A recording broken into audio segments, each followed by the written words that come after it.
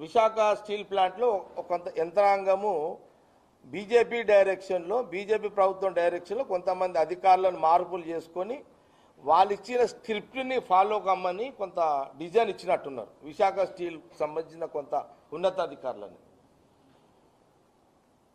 ఒక వ్యక్తి అన్నాడంట, ఈ విశాఖ నష్టాలలో ఉంది. ఈ నష్టాలలో అంటే ఈ నష్టాలలో ఉన్నదనేది, నష్టాలలో ఉన్నప్పుడు కూడా ఉమ్మడి రాష్ట్రంలో ఉన్నప్పుడు యూపీఏ గవర్నమెంట్ సోనియా గాంధీ, రాహుల్ గాంధీ గారు అనేక సందర్భాల్లో 5,000 కోట్లు, 6,000 కోట్లు, 15,000 కోట్లు ఆదుకున్నటువంటి చరిత్ర గతంలో కాంగ్రెస్ ప్రభుత్వం ఉంది, గతంలో ఉండే. విశాఖ స్టీల్ కాపాడుతున్నారు. అయితే కాపాడుతున్నారు. దాని తర్వాత వీళ్ళు ఏం చేసిరంటే కొత్త నాటకాన్ని, దీన్ని ఎట్లయినా సరే ఈ విశాఖ ఈ 2.5 లక్షల కోట్ల ఆస్తిని ఎట్లన్నా దీన్ని మింగాలనే కుట్రతోటి కొంత అధికారులు ఒక చర్చ స్టార్ట్ చేశారు. ఏమనంటే ఇది క్యాన్సర్ పేషెంట్ లాంటిది. విశాఖ స్టీల్ ప్లాంట్ ఒక క్యాన్సర్ పేషెంట్ లాంటి దాన్ని ఒక ముద్ర వేసి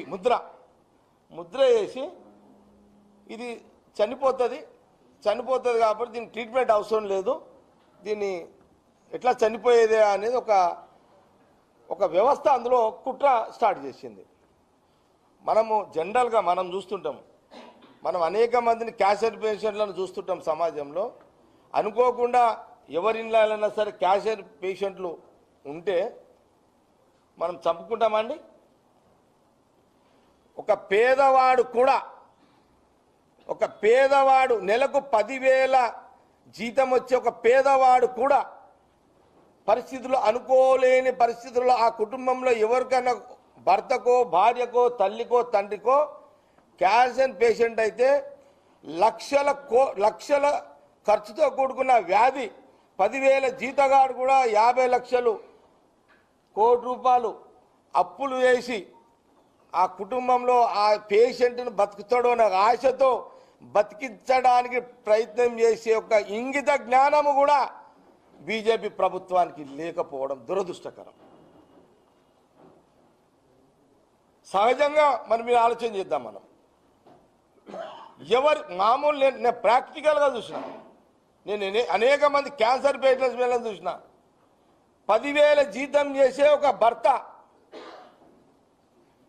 క్యాన్సర్ పేషెంట్ వస్తే భార్య 10,000 జీతానికి పోయి భర్తకు ఊరి మీద పడి అప్పులు చేసి 20 లక్షలు 30 లక్షలు అప్పులు చేసి తల్లిదండ్రులు, భార్య, ఆ పేషెంట్ బతికించుకుందాం ఒక ఆశతో ఒక భార్య, ఆ కొడుకు బతకాలని ఒక తల్లి, బతకాలని ఒక తండ్రి, ఒక కుటుంబము తిన్న తిండి పెయ్యికి ఇంకా పరిస్థితులలో వాళ్ళ